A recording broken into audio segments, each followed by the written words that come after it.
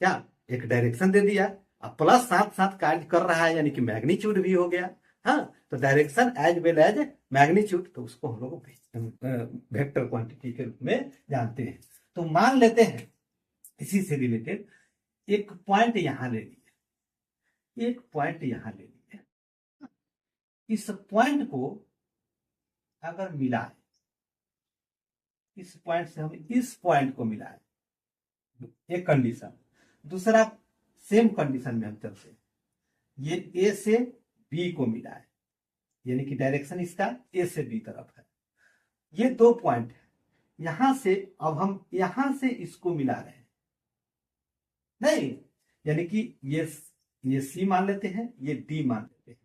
तो ये ए से बी पर जो जा रहा है, तो इसको हम लोग जनरली ए पहले लिखेंगे, बी बाद में लिखेंगे। इसका डायरेक्शन जो है कि ए से बी, एरो का साइन जो होगा, जो इंडिंग पॉइंट होगा वो हमारा बाद में होगा, जो इनिशियल पॉइंट होगा वो हमारा पहले होगा।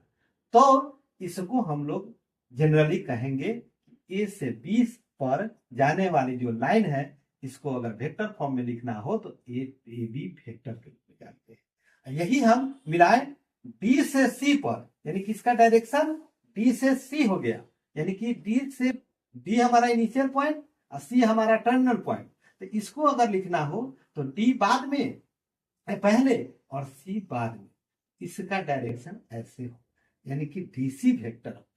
हाँ, तो ये एरो जो दिखाता है, ये एरो इस वेक्टर के डायरेक्शन को रिप्रेजेंट करता है। तो डायरेक्शन, एरो, ये दोनों समझिए तो एक तरह से पैरेलल चलता है, ठीक है ना। तो इसको अगर डिफाइन करने में, इसको अगर रिप्रेजेंट करने में, इसको अगर इसमें लगाने में, इस लाइन पर अगर गलती हो गया तो समझिए कि सारा वेक्टर आपका गोल हो जाएगा। ठीक है, अच्छा लगा हो तो लाइक कर दीजिएगा, सब्सक्राइब। Thank you.